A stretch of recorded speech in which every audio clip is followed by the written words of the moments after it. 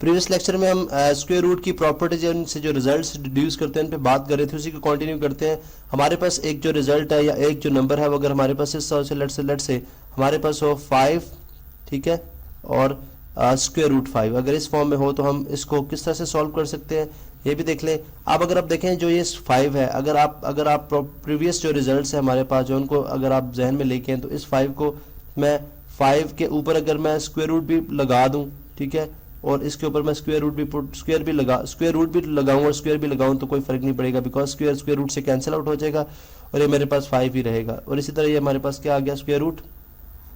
5, ठीक है, जो कि ऑलरेडी डिवाइड हो रहा है। अब ये अगर आपको इसकी अगर सेकंड प्रॉपर्टी अगर आप इसको याद हो जो स्क्वायर रूट की हमने पिछले लेक्चर में स्टडी की है कि अगर स्क्वायर रूट की फॉर्म में दो नंबर स्क्वायर रूट का स्क्वायर हो तो हम square root 5 multiply by square root 5 इस फॉर्म में इसको लिख सकते हैं, ठीक है। और इसी तरह ये हमारे पास नीचे क्या आ गया, स्क्वायर रूट 5। अब स्क्वायर रूट 5, अब अगर आप इसी तरह से जो फोर्थ जो प्रॉपर्टी थी वो अगर आप जहन में लेके आए तो आपको पता है अगर स्क्वायर रूट 5 और स्क्वायर रूट 5 एक तरह से हो तो हम इसको कैंसिल आउट करके हमारे पास रिमेनिंग क्या बच जाएगा, स्क्वायर रूट 5, ठीक है। तो स्क्वायर रूट 5, तो अगर आप देखें 5 डिवाइडेड बाय स्क्वायर रूट 5 करते हैं तो हमारे पास क्या आंसर बचता है, स्क्वायर रूट 5, ठीक है। अब इस प्रॉपर्टी अगर मैं जनरलाइज करूं, ठीक है, तो मैं ये लिख सकता हूं जी कि अगर a divided by square root a हो, a डिवाइडेड बाय, चले मैं डिफरेंट कलर से कर लेते हैं इसको, ठीक है, ताकि डिफरेंस क्रिएट हो जाए। a divided by square root a हो, ठीक है, तो किसके इक्वल हो जाएगा, वो इक्वल हो जाएगा जी स्क्वायर रूट a के। जैसे कि अगर आप यहाँ पे देखें 5 डिवाइडेड स्क्वायर रूट 5 किसके इक्वल है, स्क्वायर रूट 5 के, तो a divided by square root a किसके इक्वल हो जाएगा, स्क्वायर रूट a के।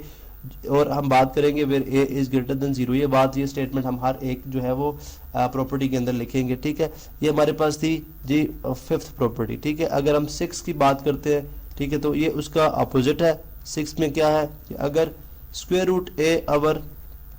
a हो, ये मैं डायरेक्टली लिख रहा हूँ, square root a over a हो तो ऑफ कोर्स वो बन जाएगा 1 ओवर स्क्वायर रूट a, ठीक है। अगर इसको एग्जाम्पलीफाई करना चाहते हैं हम, ठीक है, यहाँ पे वही a इज ग्रेटर देन 0 तो हम इसको भी कर सकते हैं, यानी उसी अगर एग्जाम्पल को हम यहाँ पे स्टडी करें, बजाय ये कि मैं 5 ओवर स्क्वायर रूट 5 लिखूँ, मैं स्क्वायर रूट 5 ओवर,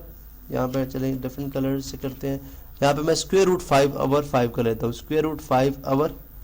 5, ठीक है। अब वही बात है कि स्क्वायर रूट 5 ओवर 5 के ऊपर मैं यहाँ पे स्क्वायर भी लिख सकता हूँ और जो है या स्क्वायर रूट डाल के और ऊपर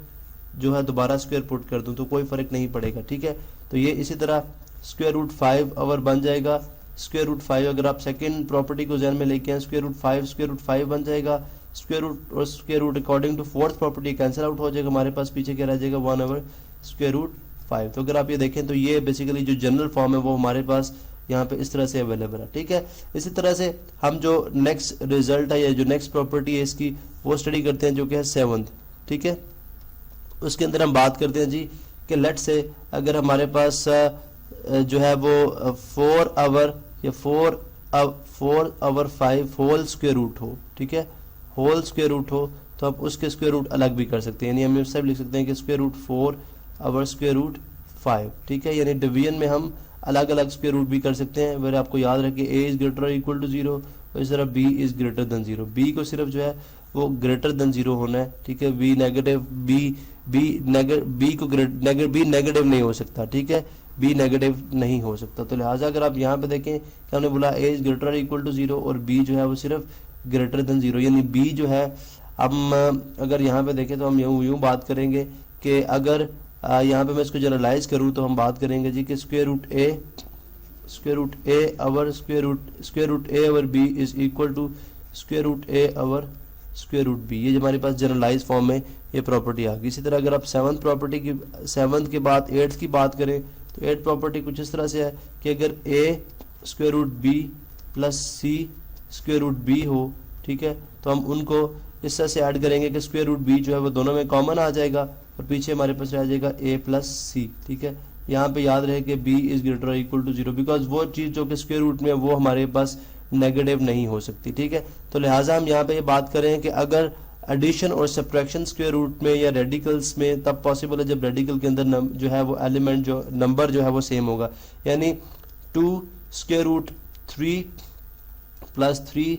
स्क्वायर रूट 3 जो है वो आपस में किस तरह से ऐड हो जाएंगे, जो सिर्फ इनके बाहर नंबर हैं 2 और 3 ऐड होंगे, 2 + 3 यानी स्क्वायर रूट 3 कॉमन आ जाएगा, पीछे रह जाएगा हमारे पास 2 + 3 जो कि इक्वल है 5 स्क्वायर रूट 3, तो ये आ जाएगा 5 स्क्वायर रूट 3। इसी तरह से सब्ट्रैक्शन भी पॉसिबल है, ठीक है। अगर आप 2 स्क्वायर रूट 3 जो है -3 स्क्वायर रूट 3 करते हैं तो हमारे पास क्या आ जाएगा, स्क्वायर रूट 3 कॉमन, ठीक है।